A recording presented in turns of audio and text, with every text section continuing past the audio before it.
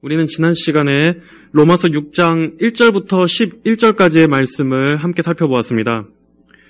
여기서 바울 사도는 성도는 죄에 대해 이미 죽은 존재라고 말하고 있습니다. 2절에 죄에 대해 죽은 우리가, 또 4절에 우리가 그분의 죽으심과 연합하여 세례를 받음으로 말미암아 그분과 함께 장사되었으니 라고 말씀하고 있습니다. 여기서 죄에 대해 죽었다 또는 예수님과 함께 장사되었다 라고 말할 때 이것은 이미 완료된 과거의 행위를 말합니다. 이미 죽어 끝나버린 것을 말하는 것입니다. 성도는 더 이상 죄라는 국가에 속한 사람이 아닙니다. 아담에 속했을 때는 우리는 죄가 왕노릇하는 체제의 시민이었습니다. 거기에서 종처럼, 노예처럼 죄의 지배를 받고 살았습니다.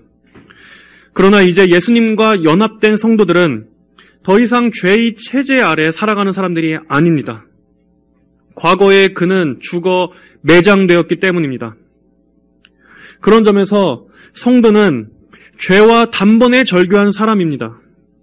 죄의 통치와 절교했습니다. 죄와의 친분을 절교했습니다. 죄가 왕노릇하던 노예의 신분에서 벗어나 새 생명의 원리를 따르는 은혜의 통치 아래 사는 사람입니다. 그것이 성도입니다. 사도 바울은 우리가 거룩하게 살아야 하는 이유를 말하기 전에 먼저 우리에게 일어난 이 일 때문에 우리가 더 이상은 죄와 함께 거할 수 없는 존재라는 것을 짚고 넘어갑니다. 우리는 죄에 대해 죽어가고 있는 것이 아니라 이미 죄에 대해 죽었다. 그러므로 땅에 묻힌 옛사람을 다시 꺼내서 끌어안고 있지 말라라고 말하고 있는 것입니다. 그러므로 이 말씀은 앞으로 되어질 일을 말하는 것이 아닙니다. 이미 일어난 일입니다. 법정적으로 선언된 일입니다. 이 사실은 우리가 혹시 죄로 인해서 은혜에서 도중 탈락하면 어떻게 하나 염려하는 성도들에게 확신과 위로를 줄 수 있다고 지난번에 말씀드렸습니다. 예수님을 진정으로 믿는 성도는 이제 이미 은혜의 영역 아래로 옮겨졌습니다. 그는 더 이상 죄의 체제에서의 법이 적용되지 않습니다. 죄인이 받는 심판이 그대로 적용되지 않습니다. 죄라는 국가의 법과 규율대로 적용받지 않습니다. 죄인에게 내려지는 엄격한 형벌과 사형이 성도에게는 적용되지 않습니다. 우리는 아담 안에 있는 것이 아니라 이제 그리스도 안으로 옮겨졌기 때문입니다. 그러므로 성도는 아담 안에 있는 자들에게 적용되는 그 법으로부터 자유해진 신분입니다. 성도는 이제 은혜라는 국가의 법과 질서에 의해 살아가는 신분인 것입니다. 이것이 엄청난 차이입니다. 그러므로 우리는 죄에 대한 과도한 죄책감과 두려움으로 인해서 오히려 하나님의 은혜로부터 떠나서는 안 됩니다. 이제 우리에게 그 무엇도 요구할 수 없는 그 죄의 체제의 그 말을 들을 것이 아니라 오히려 우리는 그리스도 안에 있게 되었다는 이 믿음을 더 확고히 해야 합니다. 우리에게 일어난 이 일로 인해서 이제 죄와 우리와의 관계가 어떻게 변화되었는지에 대해서 우리는 더 집중해야지 마치 죄로 인해서 멸망할 그 아담에 있던 때처럼 심판에 대한 두려움을 여전히 갖고 있어서는 안 되는 것입니다. 그리고 이것은 무율법주의를 조장하는 것이 아니라고도 말씀드렸습니다. 우리가 죄를 지어서는 안 되는 이유는 우리가 선으로 구원받기 위한 것이 아닙니다. 우리의 정체성이, 성도의 정체성이 이미 죄에 대해 죽은 존재이기 때문입니다. 성도가 죄를 짓지 않아야 하는 이유는 우리가 그리스도와 연합하여 새 생명의 원리를 따라 사는 존재가 되었기 때문입니다. 되어야 하기 때문이 아니라 되었기 때문입니다. 이것이 우리의 신분이기 때문에 이제 우리는 더 이상 죄의 법대로 살 수 없습니다. 그것은 수치스러운 일이고 여전히 우리가 우리의 신분을 모르고 있는 것입니다. 땅에 묻힌 그 옛사람의 시체를 다시 꺼내서 여전히 이게 나라고 끌어안고 있는 것입니다. 4절에 보시면 이제 그리스도께서 아버지의 영광으로 말미암아 죽은 자들 가운데서 살리심을 받은 것과 같이 우리도 또한 새 생명 가운데서 살도록 하려는 것이다. 우리는 이제 죄의 법에서 은혜의 영역으로 옮겨졌습니다. 그리고 은혜 아래에 있는 이 새 생명 가운데서 살도록 새로운 원리에 의해서 살아가도록 이끌어진 것입니다. 그러므로 성도는 이제 죄의 원리 아래 살지 않습니다. 성도 안에 심겨진 이 새 생명의 원리를 따라 살아갑니다. 성령을 통해 심어진 이 새 생명이 성도 안에서 활력 있게 역사해서 성도로 하여금 새 생명을 향해 이끌어갑니다. 자, 그런데 여기서 우리가 주의 깊게 봐야 할 구절이 있습니다. 바로 5절입니다. 만일 우리가 그분의 죽으심과 같은 죽음으로 그분과 연합한 자가 되었으면 또한 분명히 그분의 부활하심과 같은 부활로 그분과 연합하는 자가 될 것이다. 라는 구절입니다. 여기서 그분의 부활하심과 같은 부활로 그분과 연합하는 자가 될 것이다. 라는 구절 때문에 이 부활을 장차 성도가 경험하게 될 그 미래적인 부활로 생각할 수 있다는 것입니다. 물론 예수님의 부활은 우리에게 영광스러운 몸의 부활도 약속해 주셨습니다. 그러나 이 구절에서만은 장래의 육체적 부활을 말하는 구절이 아닙니다. 바울이 지금 전개하고 있는 이 흐름을 잘 보면은 바울은 지금 갑자기 몸의 부활로 넘어가려는 것이 아닙니다. 바울은 지금 죄에 대한 죽음과 하나님께 대해 산다는 것이 무엇인지 더 확실하고 치밀하게 깊이 짚고 있는 중입니다. 그리고 바울은 4절에서도 말하듯이 지금 새 생명 가운데 살아가는 것을 말하는 중이기 때문입니다. 4절 후반부에 우리도 또한 새 생명 가운데서 살도록 하려는 것이다. 바울은 지금 여기 이 세상에서의 현재 삶을 말하고 있는 중입니다. 그리고 또 이 구절이 육체적 부활을 말씀하고 있지 않은 또 하나의 이유는 이 5절에 만일 우리가 그분의 죽으심과 같은 죽음으로 그분과 연합한 자가 되었다면 이라고 말씀하고 있기 때문입니다. 우리가 주님과 연합하여 함께 죽었다고 할 때 우리 역시 육체적으로 예수님과 함께 십자가에 달려 죽은 것이 아닙니다. 우리가 예수님께서 십자가에 달려 죽으셨을 때 우리 역시 몸이 같이 달린 것이 아닙니다. 이 의미는 영적인 의미에서 함께 죽었음을 말하는 것입니다.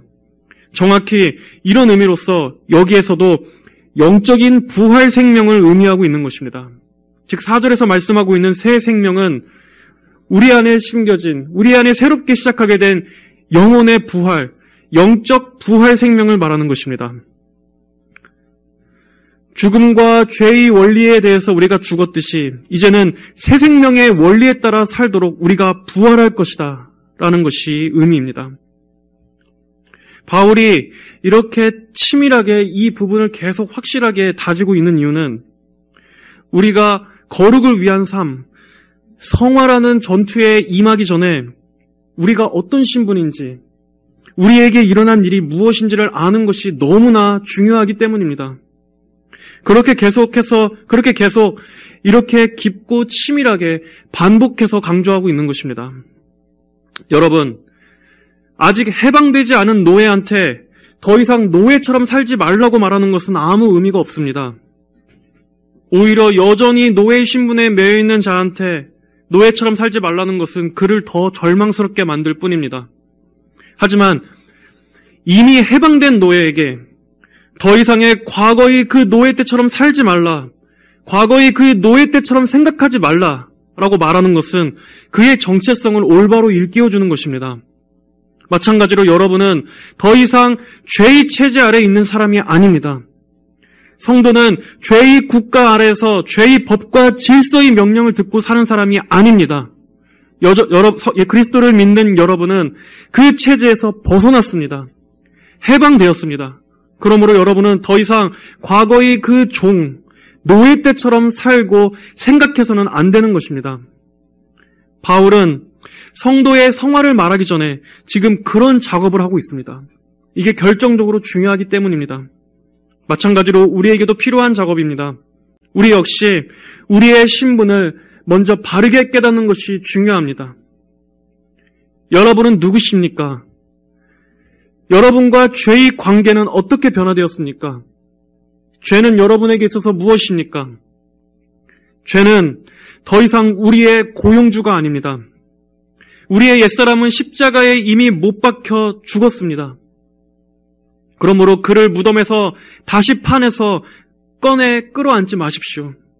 여기서부터 시작해야 하는 것입니다. 그럴 때야 진정으로 복음이 우리에게 기쁨과 자유를 주는 소식일 수 있습니다. 6장 11절에서는 이와 같이 너희도 너희 자신을 죄에 대하여는 죽은 자이고 그리스도 예수님 안에서 하나님께 대하여는 산 자로 여기라고 말씀하고 있습니다. 우리에게 일어난 이 일이 우리 자신에게 이미 적용되고 있는 진리로서 굳게 인식하며 살라는 것입니다. 죄로 인한 죄책감이 우리를 두려움으로 몰고 갈 때마다, 우리의 믿음을 송두리째 흔들 때마다 여러분은 이 진리를 항상 굳게 붙잡아야 합니다. 이 객관적인 사실을 믿음으로 받고 그렇게 여기고 붙잡으며 절대로 잊어버리지 말아야 합니다. 자, 그럼 이제 이러한 진리의 토대를 놓고 어떻게 적용해야 하겠습니까? 다 같이 12절, 13절 말씀을 같이 한번 읽어보겠습니다. 로마서 6장 12절, 13절입니다. 시작. 그러므로 너희는 죄가 너희의 죽을 몸에서 다스리지 못하게 하여 몸의 욕망에 순종하지 말고 또한 너희의 지체를 불의의 병기로 죄에게 내어주지 말고 오직 자신을 죽은 자 가운데서 다시 살아난 자 같이 하나님께 드리며 너희의 지체를 의의 병기로 하나님께 드려라. 바울은 그러므로 너희는 죄가 너희의 죽을 몸에서 다스리지 못하게 하여 몸의 욕망에 순종하지 말라고 말하고 있습니다. 바울은 먼저 그러므로라고 시작하고 있습니다. 앞에서 우리가 객관적이고 교리적인 내용, 이미 일어난 이 일로 인해서 달라진 우리 신분에 대해서 우리가 알았다면, 그 진리를 알았다면 이제 그러므로 이 진리는 우리에게 적용되어야 합니다. 바울은 죄가 우리의 죽을 몸을 다스리지 못하게 하라고 말하고 있습니다. 자, 여러분, 앞서서 우리는 죄에 대해 죽었다라는 것을 배웠습니다. 죄에 대해 우리는 죽었습니다. 자, 그렇다면 우리가 어째서 죄가 우리를 다스리지 못하게 여전히 싸워야 합니까? 아니, 앞에서는 우리가 죄에 대해 죽었다라고 하면서 여기서는 죄와의 싸움을 말한다면 다시 우리를 원래 처음의 자리로 돌려놓는 것이 아닙니까? 라고 생각할 수 있습니다. 그 이유는 우리가 죄에 대해 죽었지 죄 자체가 죽은 것은 아니기 때문입니다. 죄는 여전히 살아서 우리에게 영향을 미칩니다. 물론 죄와의 관계에 대해서는 우리는 죽었습니다. 그러나 죄 자체는 여전히 살아있습니다. 하지만 죄의 세력은 더 이상 우리 위에 왕노릇할 수 없습니다. 그 힘은, 그 지배의 통치권은 완전히 끝났습니다. 우리는 죄의 지배와 죄의 체제 아래에서 벗어났습니다. 그리고 우리의 영혼은 구원받았습니다. 그러나 아직 우리의 몸은 구속받지 못했습니다. 아직 우리의 육체는 죄의 영향과 죄의 타락의 영향에서 완전히 벗어나지 못했기 때문입니다. 그래서 바울은 우리를 지배하려고 발악하는 이 육체의 정욕에 순종하지 말라고 말하고 있는 것입니다. 우리는 이 교리를 잘 이해해야 합니다. 바울이 6장 전체에 걸쳐서 그리고 7장, 8장으로 이어지는 이 계속되는 전개에서 이 부분이 굉장히 중요하기 때문에 몇 번이고 반복해서 우리는 우리의 마음에 또 우리의 지성에 잘 심겨둬야 합니다. 성도는 그리스도와 함께 연합되어 장사되었으므로 죄에 대해 죽었습니다. 이미 죄의 통치는 끝났습니다.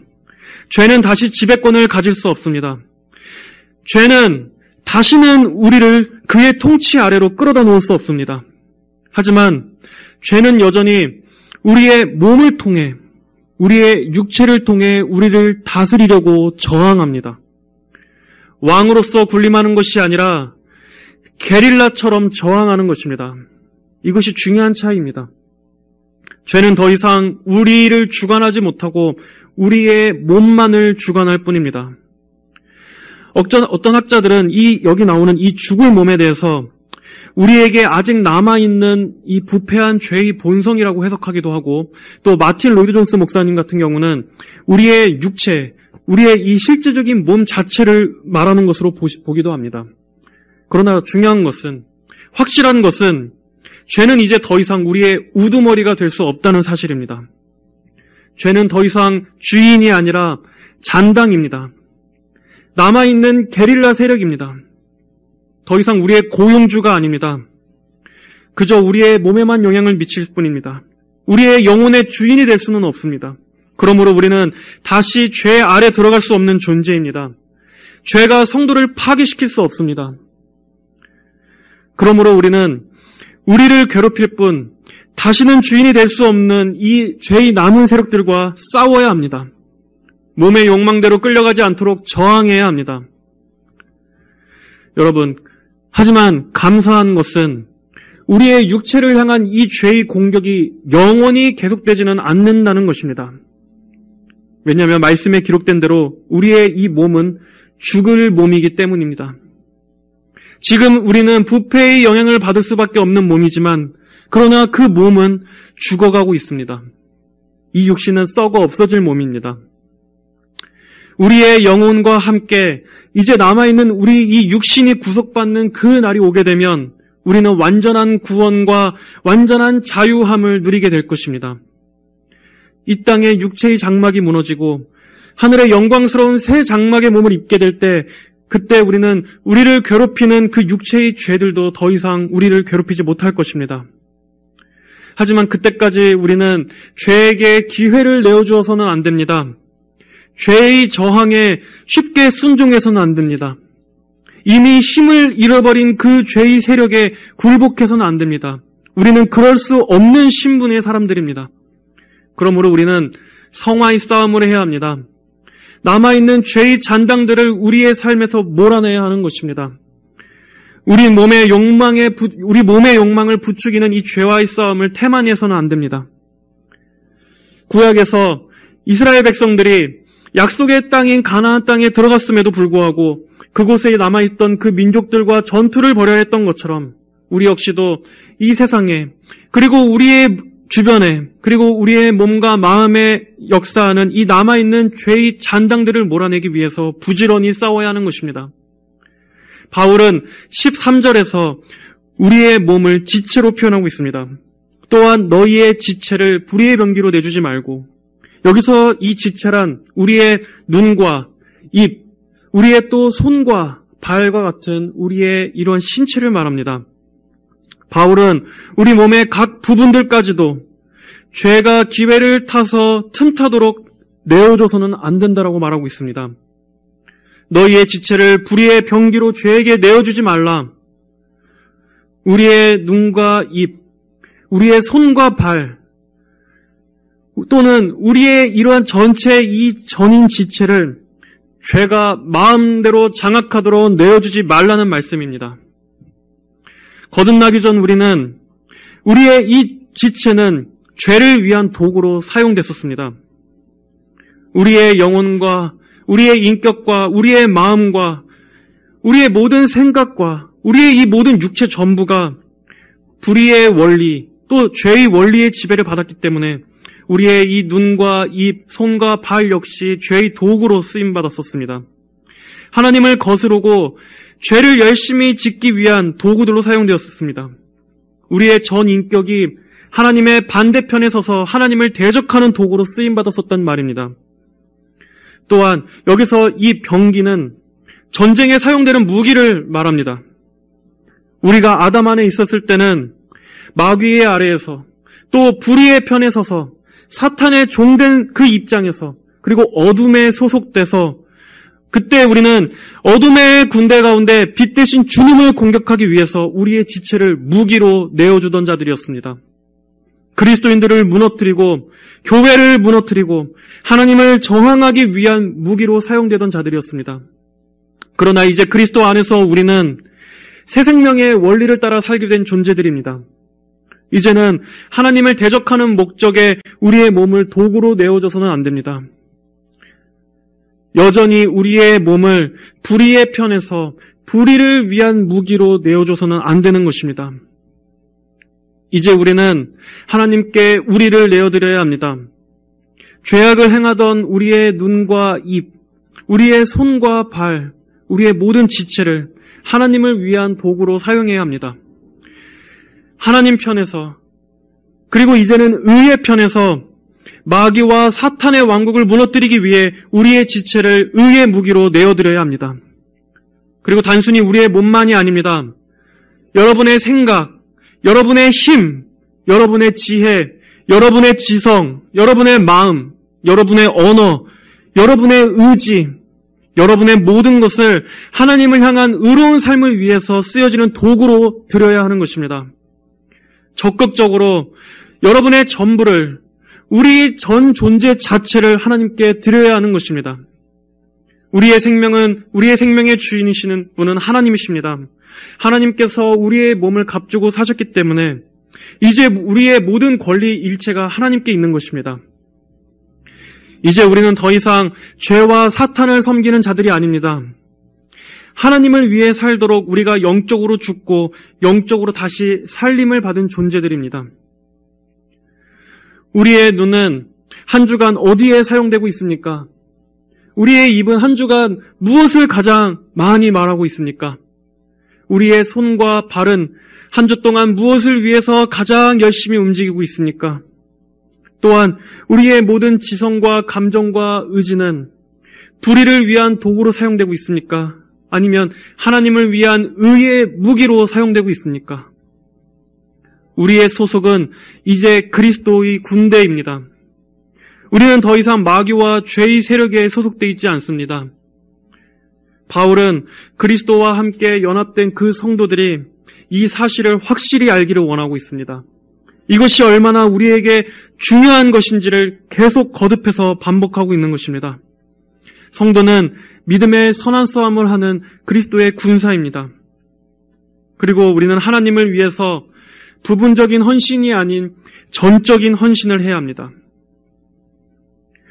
우리의 전부를 하나님을 위한 의의 무기로 드려라라고 하는 이 명령은 무기라는 표현을 쓸 만큼 이 전쟁이 치열한 전투임을 의미합니다.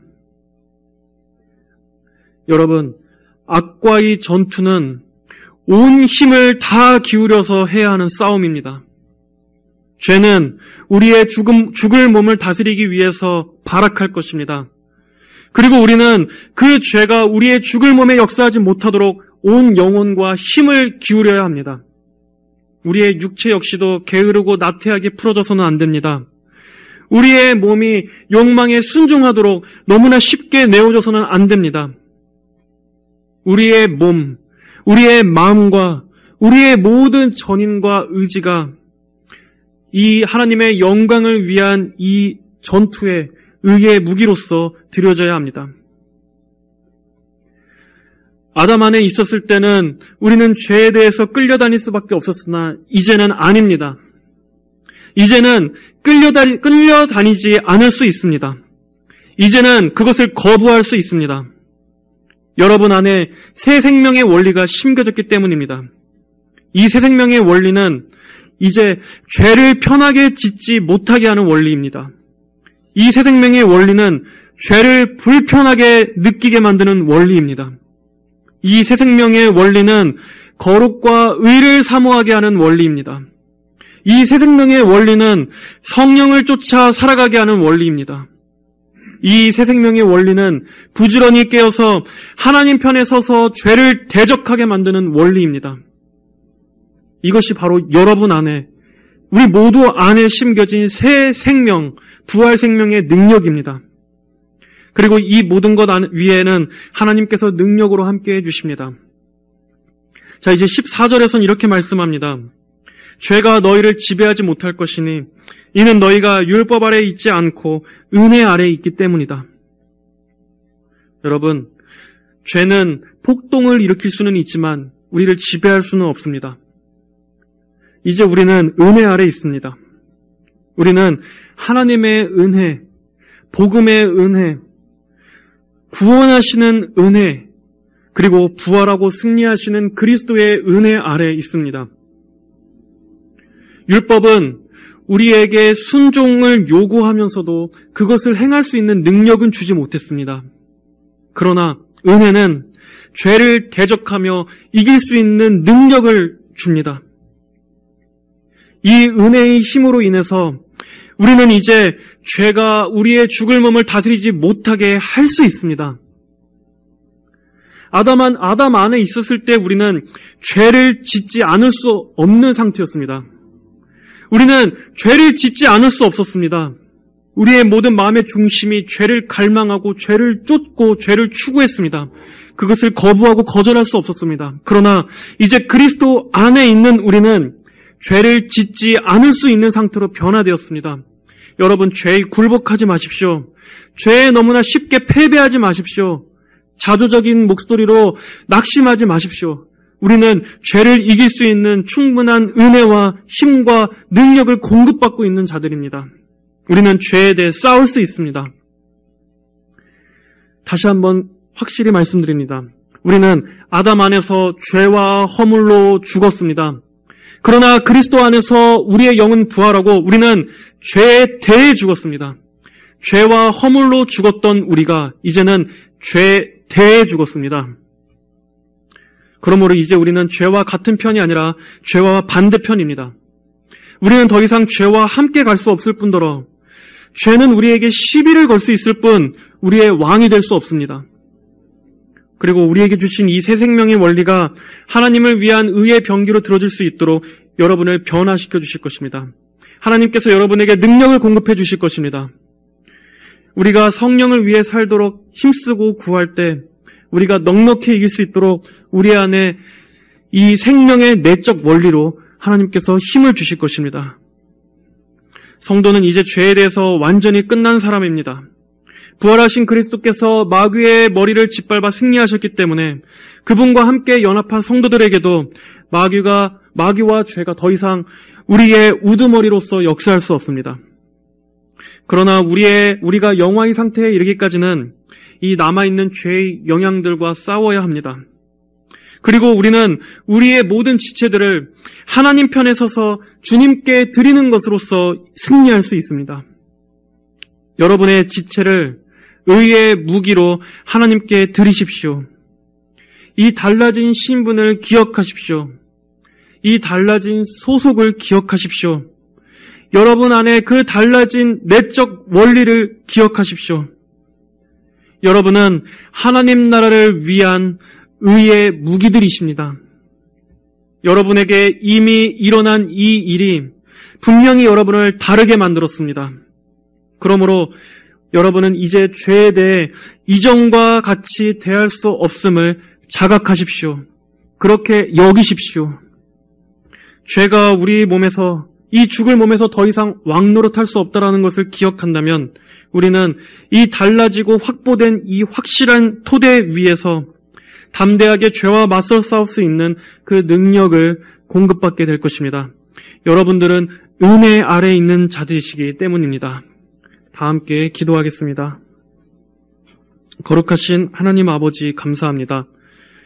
오늘 이 로마서 6장의 말씀을 통해서 우리에게 주어진 이 사실이 아버지, 우리가 더 노력하고 더 믿도록 힘쓰고 어떻게든 우리의 힘으로 성취해야 하는 것이 아니라 그리스도와 부활하고 연합된 모든 성도에게 이미 확실히 일어난 일임을 감사합니다. 하나님 아버지, 그리스도와 연합되어 주님께서 우리의 머리가 되심으로 아버지, 이제 주님이 아닌 죄가 우리의 머리가 될 수 없습니다. 죄의 체제, 죄의 국가, 죄의 법과 질서, 죄의 그 힘이 우리를 짓누를 수 없습니다. 우리는 오히려 성령과 은혜의 법을 따라 사는 자들이 되었습니다. 저희 모두가 이 말씀에 기록된 이 사실을 믿음으로 받을 수 있도록 하나님 역사하여 주시고, 이제 우리는 달라진 이 신분에 기초해서 우리의 이 달라진 소속을 기억해서 하나님 나라를 위한 의의 병기로 살아갈 수 있도록 은혜를 베풀어 주시옵소서. 한 주간도 이 능력, 이 신분, 이 믿음으로 승리하는 저희 모두가 다 되게 하여 주시옵소서. 감사드리며 살아계신 우리 주 예수님의 이름으로 기도드립니다. 아멘.